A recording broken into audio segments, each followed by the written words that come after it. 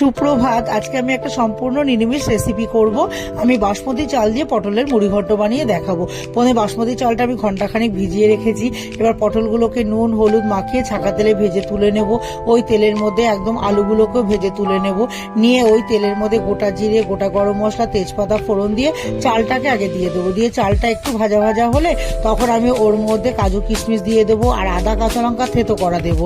দিয়ে এইবার টমেটোটাকে দিয়ে দেবো। দিয়ে এবার জিরের গুঁড়ো, ধনের গুঁড়ো, লাল লঙ্কার গুঁড়ো, কাশ্মীর লঙ্কার গুঁড়ো, পরিমাণ মতো নুন, হলুদ, স্বাদ মতো একটু চিনি ভালো করে দিয়ে এবার মশলাটাকে কষিয়ে পরিমাণ মতো জল দিয়ে ঢাকা দিয়ে রাখবো। কিছুক্ষণ পর ঢাকাটাকে সরিয়ে দেখে নেবো চালটা হাফ সেদ্ধ হয়ে গেছে। তখন আলু পটলগুলোকে দিয়ে আবার নাড়িয়ে চাড়িয়ে ঢাকা দিয়ে রাখবো। তারপরে ঢাকাটাকে সরিয়ে দেখে নেবো ঝোলটা মাখো মাখো হয়ে গেছে, চালটাও সেদ্ধ হয়ে গেছে।